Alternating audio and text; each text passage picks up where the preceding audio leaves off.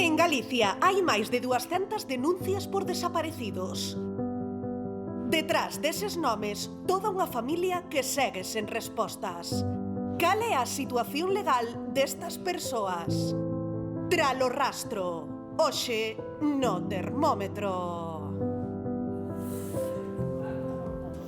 12:20 do mediodía, diciu antes que un dos pesadelos máis recurrentes, non? Que alguén que queremos de súpeto desapareza sen deixar rastro e que non volvamos a saber nada desa persoa. Lembrarán que fai uns días lles contamos esa historia que nos chamou tanto a atención desa familia que derata por morto a un familiar que despois apareceu nese listaxe, non? De xente falecida na Dina de Valencia. Hoxe, o fío dese caso, preguntámonos aquí no termómetro. Cantos desaparecidos temos agora mesmo aquí en Galicia?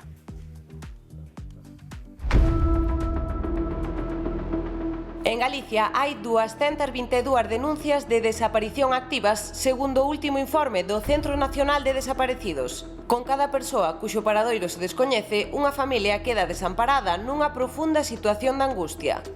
Cando un achegado falece, comeza un proceso emocional de dó. No tempo posterior á defunción, atravésanse toda unha serie de reaccións normais ante a perda dun ser querido. Pero as desaparicións son diferentes. Cando se lle perde o rastro a alguén, non se sabe nin se faleceu, nin se segue con vida, nin onde está, nin se marchou voluntariamente ou de xeito forzado.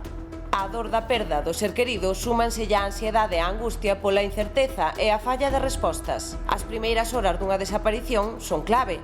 Por iso, é esencial pedir auxilio á policía ou á Garda Civil e presentar denuncia canto antes. Está moi difundido o bulo de que hai que esperar 24 horas para acudir ás autoridades, pero é un mito. Pódese acudir no momento en que a ausencia sexa sospeitosa. De feito, é moi importante denunciar a desaparición en canto se detecten circunstancias anormais. Canto máis avance o reloxo, máis complicado é seguir o rastro e dar coas persoas desaparecidas. Se se denuncia nada máis coñecer a desaparición, as forzas de seguridade poderán investigar con eficacia e aumentar as probabilidades de poñer fin á dor da ausencia.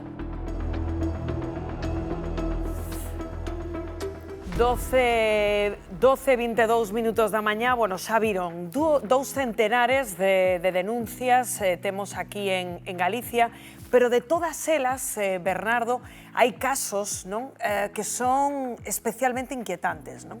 Sí, contamos con 222 denuncias activas. Son aqueles casos sobre os que hai unha investigación policial en vigor. Lembrarán que moitos destes casos foron mediáticos. É o caso de Diana Quer, por exemplo. Xulgado e condenado xa el Chicle, ou tamén o caso de María José Arcos, desaparecida en Corrubedo en 1996, unha desaparición rodeada tamén de sospeitas de crime. Pero temos máis. Por exemplo, lembrarán o caso da pontevedresa Sonia Iglesias, desaparecida en agosto de 2010, dependenta dunha céntrica tenda da cidade de Lérez, non se soubo máis do seu paradoiro, detido dende un principio foi o seu home, pero non houbo forma de incriminalo, de aí que fora declarada como falecida 2 anos despois da morte do seu marido, en 2022. Pero temos máis, este caso dun ferrolán, de seguro que tamén lles soa. Dende o 20 de novembro de 2012 non se sabe onde está este rapaz, Pedro Yáñez, coñecido como Heavy. Este mozo, afeccionado á música e á fotografía, desapareceu con 28 anos tras dicirlle á súa familia que ia sacar unhas fotos de moda a unha rapaza. 9 anos despois, apareceu o seu DNI, o que aumentou aínda máis o misterio e a desesperación dos seus. E entre as fichas máis antigas está a do médico Fernando Cuadrado. Desapareceu en 1990, o día que ia celebrar o seu aniversario de boda, tiña 3 fillos e 49 anos. Saiu da súa casa da Coruña, para facer unhas compras sen levar documentación en riba e nunca máis se soubo del. Outra das denuncias activas é a de Elías Carrera, un taxista ourensán do que non se sabe nada dende 2013. A investigación nunca logrou certificar se foi unha desaparición voluntaria ou se lle ocorreu algo, pero a súa familia, 12 anos despois, non perde a esperanza de dar co seu paradoiro. Non é así? Fátima, hola de novo. Pois si estamos aquí con Sandra, unha das fillas de Elías Carrera. Sandra, non perdedes a esperanza de dar con el, non? Non, nós pois seguimos na loita de saber onde está, de pois daros as gracias por acordarnos de nós, do meu pai. E nada, seguimos na súa búsqueda de atopalo, de telo con nós, cerrar esta pesadela na que nos encontramos. É un pesadelo, non? De 12 anos que leva de xa. Total. O 17 de xullo deste ano fan 12 anos. Temos ido a moitos sitios para deixar o seu cartel, ca súa imaxe, e o que queremos é atopalo, saber del, extrañámolo moito, e sobre todo que non podemos estar así sin saber del. Isto non estamos ben e o único que queremos é de verdad. Que alguén nos axude, que alguén ten que saber algo, a mínima pista que lles parezca ou a mínima información, pois a veces ten de moita importancia, entonces, pois calquera que o este vendo, por favor, que nos bote unha mau. El é unha persoa moi boa, moi traballadora, familiar, moi bo compañeiro, entonces, por favor, que nos axuden, que alguén ten que saber de él. A mínima pista que lles poda aparecer, pois é superimportante. Porque vos nestes 12 anos, como dicimos, teredes pensado, averiguado de todo, non sabedes se marchou, se o levaron, eso non o sabedes, e supoño que pensaríades calquera cousa, non? Bueno, el marchase de casa, pero, bueno, non o que non a modo de excusa, pero que a verdade, el levaba pois aproximadamente o último ano pois moi baixo anímicamente. Entonces sabemos que bueno, pois é o único que llevemos unha explicación, porque el, bueno, pois nunca fixo unha cousa desta, nin se nos pasaba pola cabeza. Entonces, pois nada, nós o que queremos, bueno, que si nos está vendo calquera cousa, que por favor, que estamos con moitas ganas de saber de él, e que o queremos ao noso lado, que non queremos saber nada, solo saber de ele, que este ben, e que vámolo buscar onde faga falta. E si pensas que o mellor pode estarnos vendo? É que, mira, moitas veces pensar de todo. Agarrámonos, aferrámonos a pois que está vivo, seguimos aí, e cando o teñamos e sabemos de él, pois descansaremos, e, bueno, pois seguiremos a vida, que é do que se trata. É difícil, eu estou intentando poñernos a ver, é difícil, non pechar un capítulo, claro, non pechar esta ferida. É complicado porque, bueno, pois, claro, é o teu pai, teño que decir que, bueno, temos unhos pais fantásticos, que sempre, bueno, super preocupadas por nós, e pois isto, pois é un nerviosismo, é unha angustia non saber de él, e máis pois nas condicións que foron e todo, pois isto así é un sin vivir. Queremos, xa che digo, saber de él, que non pasa nada, que todos temos un mal momento, o importante pois saber de él é nada máis que, por favor, que a xente se fixe na súa imaxe, e que ten que estar nalgún lado. Elías ten que estar, o meu pai ten que estar nalgún lado, así que, por favor, o mínimo que os parezca é superimportante. Graciñas, Sandra. Deixamos, pois, eso, a imaxe de Elías para que calquera persona, oxalá, nos poida axudar. Graciñas, Sandra. Vale. 12 e 29 minutos, pois que, como ben dicía Fátima, non, a compañeira, que é imposible literalmente non porse na pel, non, de alguén pois que perde a un pai dese xeito, que non pode, non, como dicía a filla, pechar ese dolo en ningún momento. Queremos falar 12 e 29 minutos da mañá, está xa en directo connosco Joaquín Amils, el é o presidente de esos desaparecidos a nivel España. Que tal, Joaquín? Moi bons días. Hola, buenos días y gracias por este espacio. Bueno, Joaquín, supoño que vostede estará pois tristemente acostumado, non, a escoitar estes relatos de desesperación, non, realmente como o que acabamos de escoitar, pero entendo que un tampouco nunca se acostumbra de todo, non? No, nunca se acostumbra. Además, yo tengo a mi hijo desaparecido hace 16 años Cuando algún familiar tiene un desaparecido, tiene que aprender a sobrevivir desde ese minuto. Y digo aprender a sobrevivir porque le va a faltar algo que es esencial en nuestra sociedad, que es la verdad. La verdad es algo que es necesario y desde pequeños nos lo enseñan. Y es algo que exigimos siempre y cada vez damos.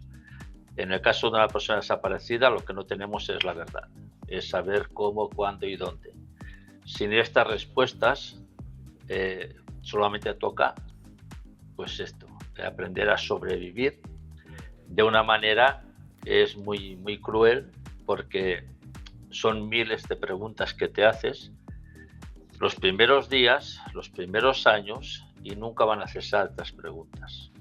De por qué, de cómo, cuándo, qué sucede, independientemente a todo aquello de sospechas que tengas, fundamentos que te vayan surgiendo, etcétera, etcétera. Efectivamente, como dicía, non esa filla en algún sitio, non? Ten que estar. Joaquín, eu non sei se pode trazar, non, un perfil de persoas, non, desaparecidas. Creo que segundo os vosos datos, as vosas estadísticas, hai moita xente nova, non? Mucha gente joven, cada vez incluso de menor idade, non? Esa es una de las preocupaciones que llevamos ya 5 años advirtiendo al Ministerio de Interior, al Centro Nacional de Desaparecidos, sobre los menores de edad. No puede ser que el 60 y tantos % de las denuncias que se hacen en España corresponda a menores de edad, que casi más de un 50% de las denuncias activas sean menores de edad, cuando todos esos menores, en la gran mayoría, son fugas de centros o fugas de internados o fugas del propio hogar. La edad hace pocos años era rondando los 18, entre los 16 y rondando los 18, la mayoría de edad. Ahora mismo vemos que tenemos alertas en la red que con adolescentes de 12 años, 13 años. Luego algo está sucediendo, porque además la mayoría son fugas voluntarias. Y el problema es que son menores. El problema es que detrás de cada desaparición de un menor hay un mayor de edad, hay gente mayor de edad. Entonces, este es la gran preocupación, el gran miedo, y es algo que repetidas veces hemos dicho al Ministerio de Interior que tenemos que empezar a trabajar con eso. Algo está fallando.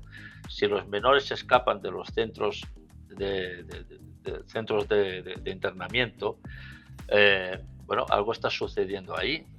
Faltarán medios, faltarán especialistas, no lo sé, es lo que tenemos que trabajar entre todos, porque ya no solamente es el gran volumen que ocupa dentro de los cuerpos de policía buscar a estos jóvenes, sino el peligro para ellos mismos. E logo, Joaquín, outra, bueno, creo que das vosas reivindicacións é que se acote un pouco este límite. Antes falábamos dese caso, non, dese home que despois apareceu nese listaxe da Dina de Valencia, non, eses 10 anos, non, que hai actualmente, bueno, para dar por falecida, non, finalmente unha persoa desaparecida. Claro, para nosotros es incomprensible que haya que pasar 10 años para que una persona sea declarada fallecida.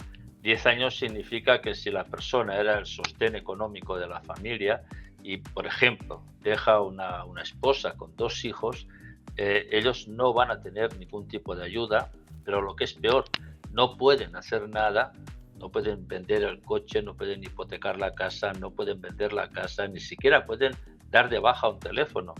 Luego, es algo absurdo en los tiempos que estamos ahora. Quizás hace 20 años, 10 años era lógico. Hoy en día no.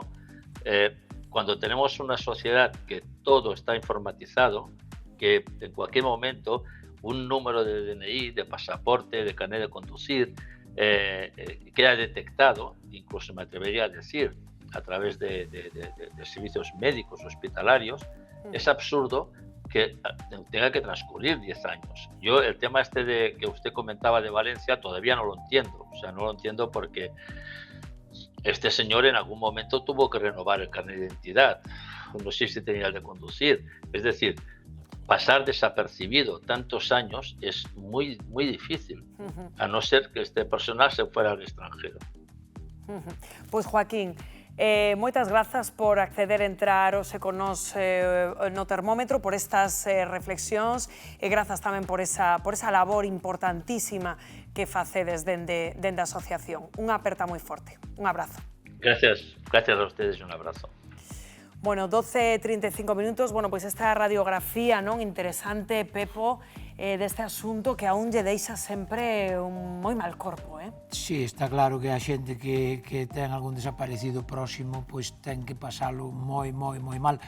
E eu creo que o espectro dos protagonistas das desaparicións é tan amplo, porque agora nos falaba esta filla de Elías do estado anímico previo, que abre 100.000 posibilidades do que pudera pasar, de poñerse no peor, pero tampouco te podes poñer, porque mentre non teñes unha certeza non podes rendirte. Entón é moi de alabar que a xente todavía teña esperanza, que o último que se perde. Eu desde aquí mando ánimo, porque mentre non haxa unha certidume clara de que a persoa xa non está, hai que pelexar, hai que botarlle valor e hai que aguantar ata o final. Pero o que non entendo é no caso das desaparicións voluntarias, que sí que tamén hai unha porcentaxe, creo que é bastante grande, e que costa dar sinais de vida e dicir non podo coa vida que tiña, ou pasou isto, ou pasou o outro, pero polo menos darlle un alivio á xente que deixas atrás, por moi mal que te leves. Igual psicolóxico, por exemplo, non hai nunha desaparición, pero este último, por exemplo, que apuntaban o alivio, entre comillas, legal, non, das xestións, que é unha reivindicación interesante, non, neste caso. Moi importante, aparte, eu penso que deu no clavo en dúas partes importantísimas deste tema. A primeira é o tema dos 10 anos. Bueno, levanse propoñendo por parte de xuristas que eso é moi fácil de resolver, é dicir, facemos unha medida cautelar por si aparece esa persoa, e en esa medida cautelar tutelada por un xuiz, pois, por exemplo, a patria potestad do neno, da nena, se hai que vender algo, se hai que comprar algo, se hai que facer algún tipo de xestión que se poda facer tutelado por un... É dicir, non se fai porque non se quere facer, porque non se quere legislar ese aspecto. E despois, e vou rápido, despois no aspecto dos menores. Aí temos que, primeiro, hai que modificar a lei do menor xa, pero aparte deso, hai que darlle un repaso importante ao funcionamento, as dotacións de materiais, pero tamén as dotacións de personas, de profesionais. Que baixara aos 12 anos, non, Carla, esa idade, non, do grosso dos desaparecidos entre os novos? É preocupante. A min hai quizás algo de fondo que me chama profundamente a atención, é saber, neste caso, non sei se dende o punto de vista xurídico ou dende o punto de vista psicolóxico, pero quen é a víctima aquí? Quen é a víctima? A víctima é o pai ou o fillo que marchou? Quen é realmente a víctima? Claro, a quen ou a administración pública ou a xustiza debe axudar? Todo. E, por certo, que neste caso, Patricia, xusto ademais este domingo, non? Falaba antes Bernardo do caso de Diana Kerr, non? Esa desaparición que despois rematou do peor xeito posible. Todos temos na retina o caso de Rocío Baninkoff, que levou a unha muller, Dolores Vázquez, a ser condenada injustamente, non? E que este domingo creo que vai recibir como unha homenaxe, non? En Betanzos. Si, Rocío tamén foi unha persoa desaparecida porque estivo un mes dende que faltou da súa casa ata que atoparon o seu cadáver. Soamente apuntar que de todas as desaparicións que se denuncian en España, soamente un 1% teñen unha etioloxía criminal, o resto acabanse clarexando rapidamente sin máis. E o caso de Rocío pertencía a este 1%, o que pasa é que acusamos a persoa equivocada. E esa persoa, que foi Dolores Vázquez, estivo 17 meses na cadea. 7 meses. 17, creo que foron. 7. 7 meses. Moito tempo, sexa como fora. Sí, eu pensaba que era máis dun ano tamén, Eu pensei que eran 17, igual me falla o dato, pero bueno, moito tempo, sexa como fora, na cadea por unha acusación totalmente injustificada e porque se fixo un xuicio paralelo que non ten parangón con ningún outro que se fixera neste país e porque ademais houbo un tribunal popular que a condeou sen probas, porque nese xuicio non había probas. Non tiña nin idea, cando vin o do homenaxe que non sabía que ela vivía aquí en Galicia, en Betanzos. Porque esta muller, claro, quiso desaparecer da faz da terra. Marchou para Reino Unido porque ela tiña moita vinculación con Inglaterra, xusto despois de todo isto, porque ela foi condeada e o seu abogado recorreu ante o Tribunal Superior de Xustiza andaluz esta condena, porque que non tiña base xurídica ninguna, e efectivamente, como aceptaron o recurso, ela non volveu a entrar na cadea, e despois xa foi cando apareceu o asesino real de Rocío. Por eso mismo, eu personalmente non me cansarei de reivindicar dúas cousas fundamentais. Primeira, a presunción de inocencia é un dereito democrático. Eu penso que este caso, o caso de Dolores Vázquez, non había cambiou presunción moitas cousas, a presunción de inocencia e unha cousa que é moi importante para os xuristas, e se me deixades explico un pouco rápido. Pero breve, temos que irnos a publicidade. Pois é o tema da inversión da carga da proba, é dicir, xa decía Concepción Arenal, é dicir, é mellor que 100 delincuentes anden soltos e non só persona injusta este na cadea. E claro, e todo o mundo dice, bueno, pero porque non te toca a ti? Se eres tío que estás na cadea, ou a túa muller, ou o teu fillo, ou a túa mai, xa cambia a cousa. Entonces, hai temas que son innegociables. Pero hai casos e casos. Non, este casos non. Sí, son innegociables para min, polo menos. Son casos humanos. Eu me lembro perfectamente desta muller e do caso porque todos, non? Que a ver, todos os que a España, claro, non? Pero me lembro sobre todo porque nunca a vin débil a esta muller. Eso xogou na súa contra. E foi un dos elementos, eu creo que realmente que fixo se construíse unha imaxe dela de culpable. Foi víctima dos presuizos. Ese é o problema, construir unha imaxe. Daba a sensación de que era outra España, entón, verémolo domingo. Solamente a día de hoxe esta muller que pasou por toda a penitencia que pasou, non recibeu ningún euro de indemnización. Non foi resarcida por esa condena injusta. Estar na cadena. Veremos crees declaracións dela este domingo en Betanzos nesa homenaxe? Crucemos os dedos porque se ela é unha muller que sempre foi moi prudente e moi para dentro, pero agora coa perspectiva que do tempo eu espero que ela se abra e dé algún tipo de Sen dúbida teñen que teñer moito cariño tamén ali, seguro, unha veciña máis. Unha veciña máis, efectivamente, para darlle esta homenaxe. Estaremos pendentes, temos que irnos, como dicía a publicidade, 12:42 minutos. Falaremos de máis asuntos a